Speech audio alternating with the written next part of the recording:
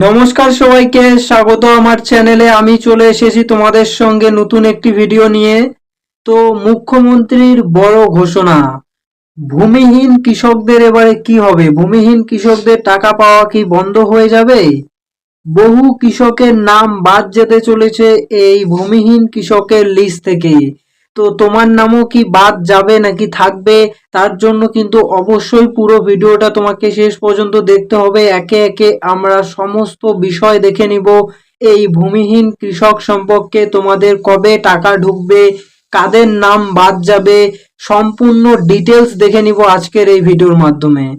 তো এখানে যদি আমরা প্রথমেই দেখি, যে সমস্ত কৃষকের 1 একরের কম জমি আছে তাদেরকে ভূমিহীন কৃষক বলা হয়। বছরে 4,000 টাকা করে দেওয়া হতো এতদিন ধরে ভূমিহীন কৃষকের। তো যে সমস্ত কৃষকদের কিন্তু 1 একরের কম জমি আছে তারা ভূমিহীন কৃষক, তারা এতদিন ধরে 4,000 টাকা করে পেত পুরনো সরকারের আমলে। এবারে কিন্তু সরকার পরিবর্তন হয়ে গেছে। অনেক ভূমিহীন কৃষক চিন্তায় আছে যে তারা ভূমিহীন কৃষকের টাকা পাবে কি পাবে না। এবার কি বন্ধ হয়ে যাবে এই ভূমিহীন কৃষক প্রকল্প? এবার থেকে বন্ধ 4,000 টাকা পাওয়া। তো সম্পূর্ণ ডিটেলস এখানে দেখতে পাচ্ছ তোমরা। তো নতুন সরকার এসে বলে দিয়েছে যে চালু থাকা কোনো সরকারি প্রকল্প বন্ধ হচ্ছে না।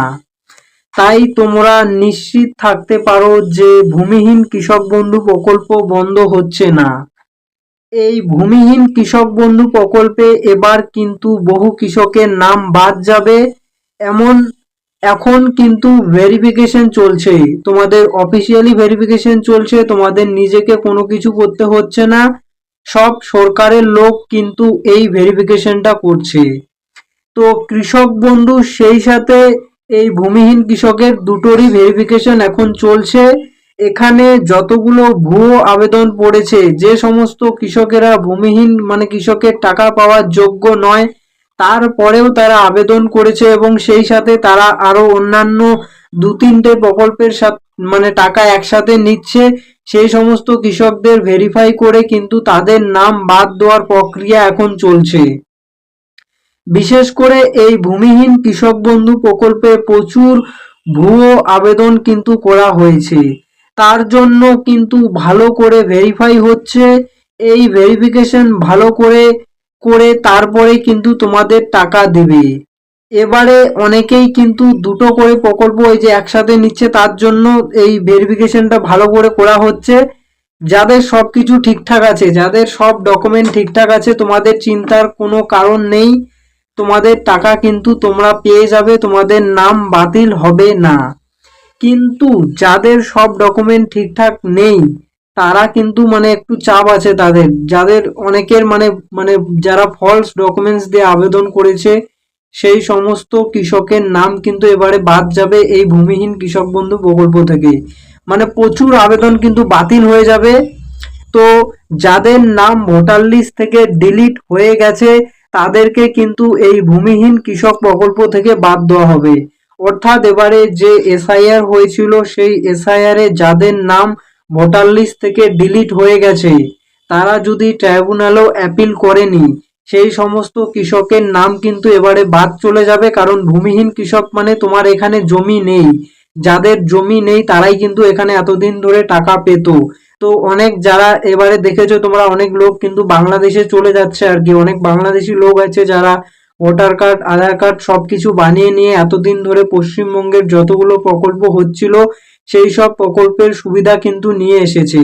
তো তাদের নাম কিন্তু এবারে ডিলিট হয়ে যাচ্ছে, সেই সমস্ত কৃষকদের নাম কিন্তু এবারে পুরোপুরিভাবে বাদ দিয়ে দিবে এই ভূমিহীন কৃষক প্রকল্প থেকে। তো এবারে তোমাদের এই কৃষক বন্ধু এবং মানে যে ভূমিহীন প্রকল্প রয়েছে সেখানে কিন্তু মানে তোমাদের টাকা খুব তাড়াতাড়ি ঢুকতে চলেছে।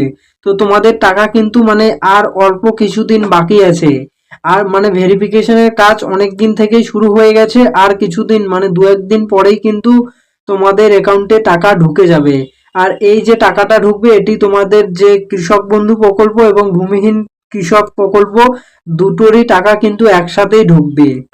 এবারে হতে পারে তোমার কোনো জেলাতে আগে টাকা ঢোকা শুরু হয়ে যাবে এবং কোনো জেলাতে পরে টাকা ঢোকা শুরু হবে, এটি মানে হবে কোনো জেলাতে আগে ঢুকবে কোনো জেলাতে পরে ঢুকবে, এটা স্বাভাবিক ব্যাপার। মানে যেই জেলাতে ভেরিফিকেশনের কাজ আগে শেষ হয়ে যাবে সেখানে টাকাটা আগে ঢুকে যাবে, এবং যেই জেলাতে ভেরিফিকেশনের কাজ একটু করতে দেরি হবে সেই সমস্ত জেলাতে কিন্তু তোমার টাকা ঢুকতে একটু দেরি হবে।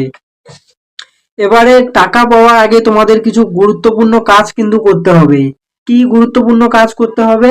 তো তোমাদের ব্যাংক অ্যাকাউন্টে কিন্তু ডিবিটি লিংক করতে হবে, ঠিক আছে? যারা তোমরা ভূমিহীন কৃষকের জন্য আবেদন করেছো তোমার ব্যাংক অ্যাকাউন্টে কিন্তু অবশ্যই ডিবিটি লিংক করে রাখতে হবে আগের থেকেই। তোমার যদি ডিবিটি লিংক করা না থাকে তাহলে কিন্তু তোমার ব্যাংক অ্যাকাউন্টে টাকা ঢুকবে না।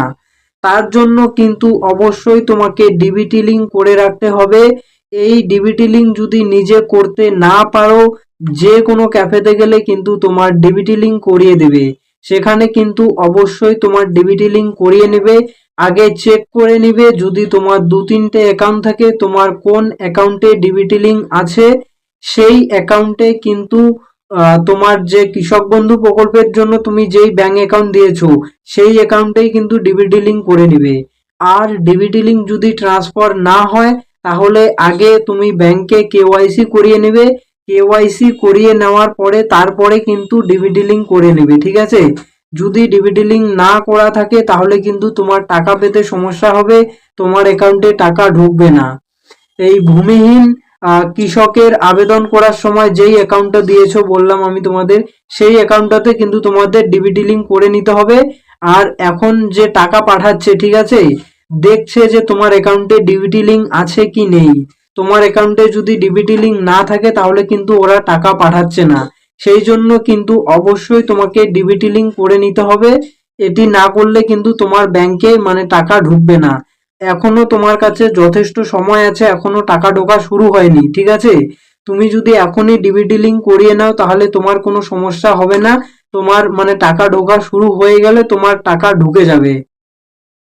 এবারে প্রথম কিস্তির টাকা পাওয়ার পরে কিন্তু তোমাদের আবার নতুন করে ফর্ম ফিল আপ করতে হবে।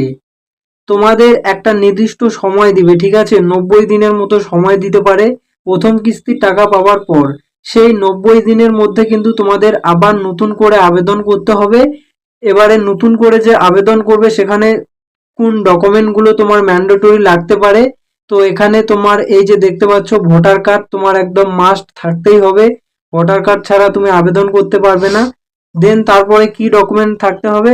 তোমার আধার কার্ড থাকতে হবে, তারপরে তোমার প্যান কার্ড থাকতে হবে, রেশন কার্ড অবশ্যই থাকতে হবে, ব্যাংকের বই, আর রিসেন্ট পাসপোর্ট সাইজের ফটো, তারপরে তোমার ফোন নম্বর, যে অ্যাক্টিভ ফোন নম্বর, যেই ফোন নম্বর তোমার আধার কার্ডের সাথে লিঙ্ক আছে, ব্যাংকের অ্যাকাউন্টের সাথে লিঙ্ক আছে, তোমার সেই ফোন নাম্বার দিয়ে কিন্তু মানে তোমাকে আবেদন করার সময় সেই ফোন নাম্বারটাই ইউজ করতে হবে। তো এই সমস্ত ডিটেলস কিন্তু তোমাকে ইউজ করতে হবে। আর তোমাদের যে প্রথম কিস্তির টাকা, এই টাকা কিন্তু তোমাদের 15 তারিখের পরে কিন্তু তোমাদের ব্যাংক অ্যাকাউন্টে ঢোকার প্রবল সম্ভাবনা রয়েছে। তো টাকা ঢোকা শুরু হয়ে গেলে কিন্তু আমি তোমাদের জানিয়ে দেবো, তার জন্য অবশ্যই চ্যানেলটাকে সাবস্ক্রাইব করে রেখে দাও।